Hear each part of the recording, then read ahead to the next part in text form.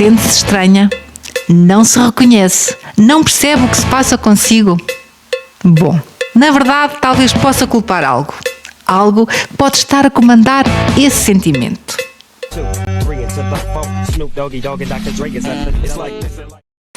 Olá, seja muito bem-vinda ao Menopausa Sem Dramas, o podcast onde se fala da menopausa sem tabus, com humor, alma e muita consciência. E um bocadinho de ciência também. Eu chamo-me Sandra Maulo, sou terapeuta da Ayurveda e psicóloga e caminhante ativa desta travessia que é a menopausa. E se hoje está a ouvir este episódio, talvez já tenha passado pela clássica pergunta: mas o que é que se passa comigo? E hoje vamos precisamente falar disso. Vamos falar sobre aquelas que durante anos estiveram nos bastidores da sua vida a puxar os cordelinhos como se fossem verdadeiras diretoras de produção do seu dia-a-dia. As suas hormonas. Sim, aquelas mesmas que a faziam chorar com o anúncio de televisão e gritar porque acabou o chocolate. Aquelas que decidiam se queriam um abraço, um drama, um sumo detox ou uma bola de Berlim. Sim, elas estavam lá sempre a comandar.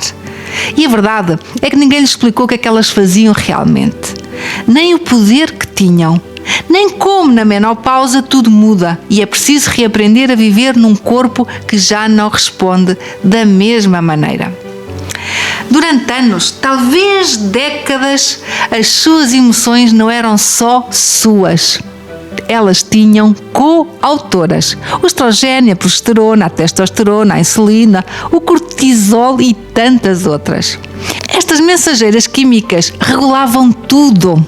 O sono, o apetite, a energia, a vontade de socializar ou de se enfiar numa caverna, a libido, o humor, a memória. Se sentia que era uma marioneta emocional, não estava errada. A orquestra hormonal era complexa e afinada ao milímetro, até que começou a desafinar. Na perimenopausa, esta orquestra começa a perder os seus maestros, digamos assim. O estrogênio desce e sobe como uma verdadeira montanha russa. A progesterona, que costumava trazer calma e equilíbrio, começa a dizer: já volto, mas não volta. O cortisol entra também em cena para compensar e o caos instala-se. É como se a orquestra continuasse a tocar, mas agora sem partitura ou maestro. E quem é que sente tudo isto? O corpo, a mente e as emoções. Esta fase traz consigo um aumento de sensibilidade emocional. Não porque se esteja a ficar louca, mas porque está a atravessar uma das maiores reprogramações biológicas e neurológicas da vida. E é aqui que entra um dos pontos mais importantes. As emoções e as hormonas não vivem separadas. Elas dançam juntas, lado a lado. Sim, há uma dança secreta entre as emoções e as hormonas. O que sentimos afeta a produção hormonal e o estado hormonal afeta como nos sentimos. Mas atenção, isto não é só bioquímica, é energia, é história, é herança emocional. As emoções reprimidas, como perdas, dores, culpas antigas, elas não desaparecem, elas ficam armazenadas no corpo. As emoções não são apenas sensações passageiras, elas moldam o corpo, elas influenciam a química e, mais ainda, elas são guardadas no nosso ADN. E isto significa que emoções reprimidas, como mágoas, lutos não elaborados, raivas calcadas, tudo isto deixa marcas nos tecidos, literalmente. E estas marcas podem surgir em órgãos específicos como o fígado, os intestinos ou as glândulas mamárias. As emoções que não foram integradas podem mesmo ser transmitidas de geração em geração.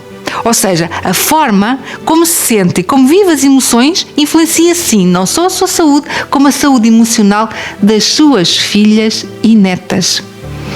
E é aqui que entra a sabedoria do Ayurveda e das tradições ancestrais. Elas sempre conheceram este corpo emocional como uma parte real e essencial da saúde. E a medicina moderna só agora começa a acompanhar. O Ayurveda sempre nos disse que o corpo, a mente e as emoções são um só.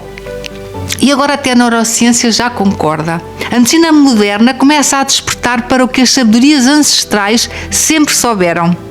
As hormonas reagem à forma como vivemos e, sobretudo, à forma como sentimos.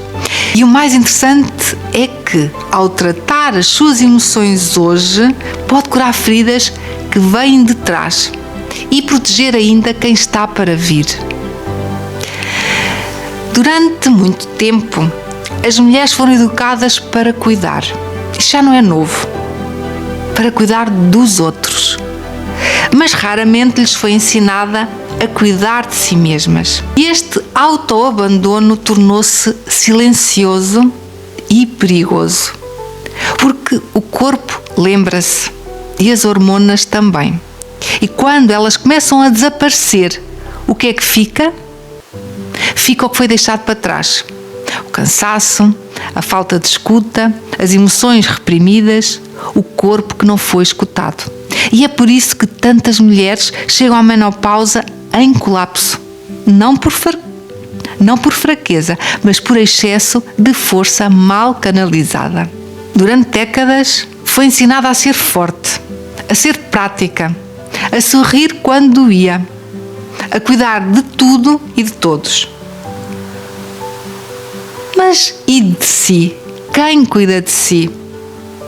Quantas vezes foi ao médico com sintomas de ansiedade, tristeza, apatia e saiu com uma receita para antidepressivos sem que ninguém avaliasse sequer as suas hormonas?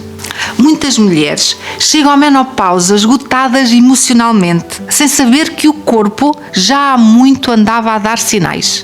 Durante os anos férteis, as hormonas organizavam tudo. Tinham os seus ciclos, tinham as suas regras. Mas agora, algo muda. Sem os altos e baixos hormonais, a mulher já não está presa aos seus ciclos. Ela está livre para se reinventar. Agora, com a queda do estrogênio e da progesterona, que parece um problema, também a pergunta muda. Agora está livre para perguntar finalmente: o que é que eu quero?